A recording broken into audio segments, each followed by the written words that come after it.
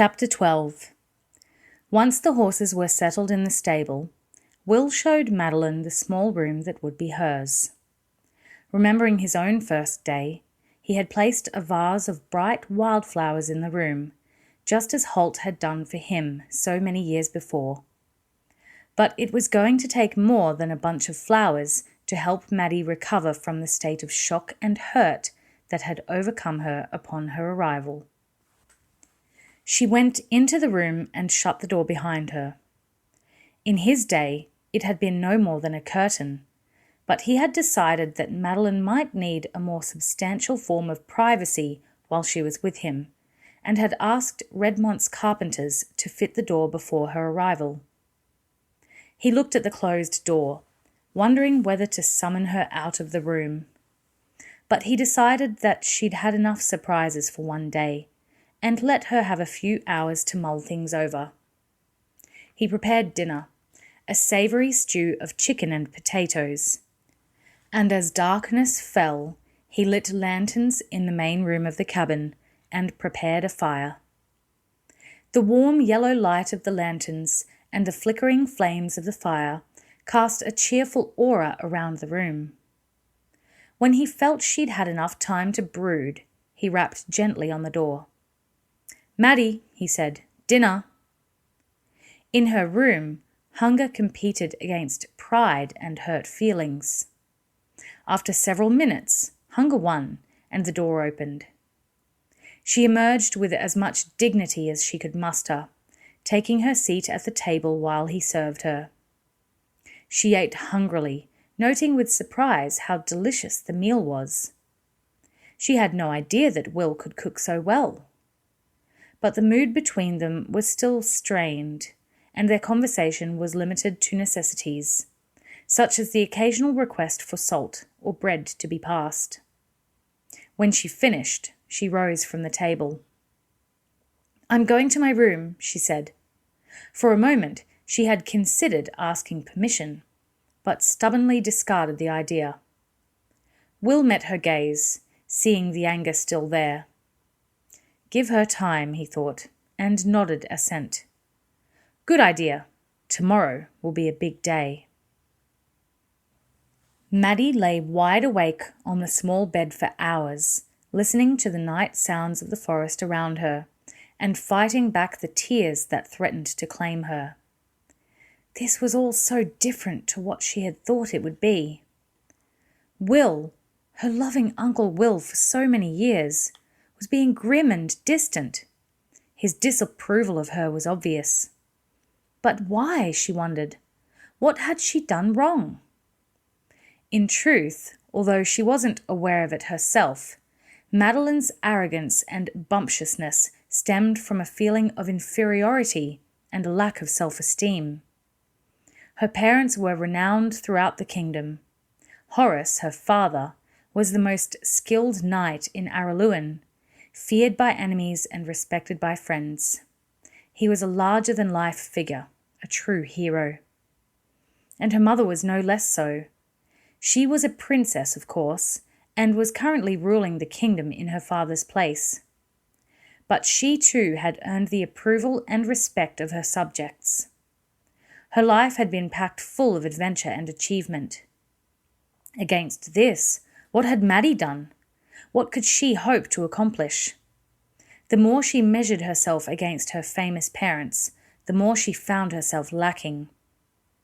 Tears threatened once more, but she knuckled her eyes furiously, forcing them back and refusing to let them fall.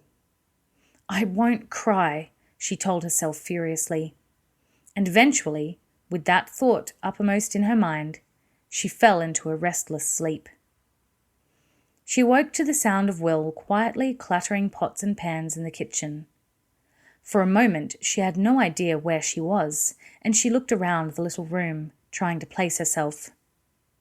For the first time, she noticed the bright posy of flowers on the windowsill and the neatly folded towel on the foot of her bed. Hanging on a peg on the back of the door was a towel and gown, a bathrobe, she guessed. She rose and opened the door. Will, busy in the small kitchen alcove, heard her and turned. "Sleep well?" he asked, and she nodded. She looked around the small cabin, taking in details for the first time. The previous night she had been too shocked and confused to notice much. Now she saw there was just one large central room with a kitchen alcove and another bedroom leading off from it. Will saw her puzzled expression. "Washhouse is at the back," he said. "Breakfast in 10 minutes." She nodded again, uncertain as to how to respond. His tone and manner were not as grim as the previous night. She decided to keep her reaction neutral. She went back into her room, retrieved the towel and the gown, then headed out the door. Will's border shepherd was sprawled in the early morning sunshine on the veranda. She thumped her tail in greeting, and Maddie stopped to scratch her ears. "Hello, girl," she said. "What's your name?" Sable, of course, didn't reply, but she stretched her head back, eyes closed in pleasure, to allow Maddie to fondle her chin and the thick fur under her neck. Maddie gave her a final pat and rose. She looked around her, taking in the sight of the little clearing. It really was a beautiful spot, she decided. The sun was just beginning to show over the tops of the trees, and the air was fresh with the scent of early morning. She washed under the rudimentary shower bath in the wash-house, shivering as the cold water hit. Then she toweled herself briskly, donned the bathrobe, and returned to the cabin. Back in her room, she hesitated, wondering what she should wear. She had discarded her clothes on the floor the previous night, but of course, Rose Jean wasn't here to pick them up and fold them and lay out fresh clothes for the day ahead. In fact, her clothes were all in the valises, which were still in the stable. Finally, she decided she'd don the clothes she'd worn the previous day. Dressed, she went back out into the main room. Will looked up, nodding a welcome. He was laying a plate on the table. "I didn't know how you'd like your eggs," he said. "I scrambled them." She wrinkled her nose. "I don't like eggs at all." Will took a deep breath. "You don't like eggs," he repeated. She shook her head. "How about bacon?" He glanced towards the cooking stove, where another pan was sputtering cheerfully on the hot plate over the coals. Again she shook her head. It struck him that it was a fussy little gesture, but he held his temper. "We have a special air-cured ham that's made for us by a pork butcher at Castle Araluen," Maddie said. "It's so light and delicate, it just melts on your tongue. But bacon?" She shivered dramatically. "Yuck!" "Well, we don't have any air-cured ham." "Maybe later we could go shopping in Wensley Village and pick up some lark's tongues instead," Will suggested, the sarcasm heavy in his tone. She shook her head, ignoring it. "I like fruit," she said. Will heaved a small sigh of relief. "Fruit is good," he said. He selected a large, shiny apple from a bowl on the kitchen counter and placed it on a plate in front of her. She looked at it uncertainly. "Apples aren't fruit," Will said. Maddie made a small gesture. "Well, usually the servants peel it and slice it for me," she said. There was a long silence. They looked at each other. She could sense that, once again, she had annoyed him. Suddenly he moved, taking the apple off the plate and setting it on the rough wood of the tabletop. There was a hiss of steel on leather as his sax knife leapt from its scabbard at his side. Then he brought it down with a resounding clunk, chopping the apple into 2 halves that oscillated gently on the table. "Consider it sliced," he told her. Breakfast continued in a strained silence.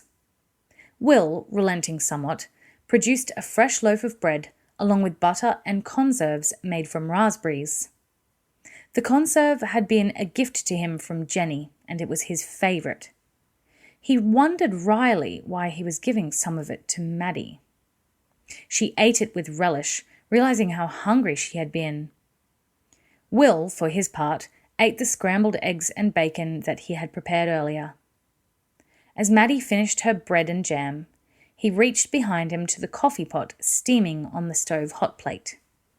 Coffee would set everything right, he thought. Nobody could maintain a sulk when they had a cup of hot, sweet coffee before them. "Coffee?" he said, already beginning to pour some of the fragrant liquid into her cup. I don't drink coffee," she told him. Will's eyebrows arched in surprise. "Why not?" he asked her. "Everyone drinks coffee." "Not me. I don't like the taste. I'd prefer milk if you have it. Please," she added after a pause. He accepted that the last word was a major concession on her part. There was a jug of fresh milk cooling under a damp cloth. He fetched it and poured it for her, shaking his head as he watched the creamy white liquid filling her cup. "How do they expect me to make a ranger out of you?" he muttered. She wasn't sure how she should answer that. Wisely, she remained silent. But the milk was good, she thought. After breakfast, Will sipped his second cup of coffee. Perhaps there was something to be said for her not drinking the beverage, he thought, if it left extra in the pot for him. Maddie finished her milk and picked up all the stray crust and breadcrumbs from her plate. "That's excellent bread," she said. "Did you make it too?" She wasn't sure how far his cooking skills stretched, but he shook his head. "There's a baker in Wensley who brings it over each morning. Actually, in the future, you can go fetch it and save him a trip. That can be one of your 'we don't have a maid' duties." She sensed he was testing her and refused to rise to the bait. She simply nodded and he went on. "In addition, you'll make your bed and tidy your room each morning before breakfast." He cast a meaningful look at her room, where the bedclothes were still tumbled and twisted. "Make my bed? I don't—" "Yes, you do. Or did you assume the maid would be doing that for you?" She set her jaw angrily. "Well, I don't see why we should live like peasants," she said. "Rose Jean could easily come down here each day and—" "Rose Jean is gone," he told her. For a moment, she didn't comprehend. Gone? Gone where? Back to Castle Araluen. There was a mail courier wagon leaving earlier this morning, and I arranged for her to go with it. Couldn't have her stumbling around the countryside on her own, could we? "But she was my maid. You had no right to—" She stopped, seeing the hard light in his eyes. "Maddie, please understand. I have every right. She was your maid when you were the princess. Now you're a ranger's apprentice, and rangers don't have maids. I think I mentioned that." Will felt a grim twist of amusement as he recalled a similar conversation with Holt in his first few days as an apprentice. What rangers' apprentices do is the housework, he remembered Holt telling him. "In addition," he added, "you'll sweep this room each day after breakfast and clean out the fireplace and stove firebox. And every Friday you can take the rug outside and beat the dust out of it." She glared at him, eyes slitted. He pretended not to notice for a few seconds, then raised his eyebrows in a question. "Did you have something to say?" he asked. She answered very deliberately. "May I inquire who performed these tasks before I arrived?" Will nodded, as if the question was a good one. "Actually, I did," he told her. "I can see now why Holt enjoyed having apprentices. I should have taken one on long ago myself." She said nothing, but rose and made her way into her room, making her bed in a series of brisk, angry movements. When she was finished, she looked around the room and saw that there was only one small curtained-off area for clothes storage. It wouldn't fit 1/10 of the clothes she'd brought with her. "Where am I going to keep my clothes?" she demanded. Will put his head around the door and gestured to the small curtained area. "That should do you," he told her. She shook her head and gave a hollow laugh. That little space will barely fit any of the clothes I brought with me. Will waved a hand airily. Oh, don't worry about them, he said.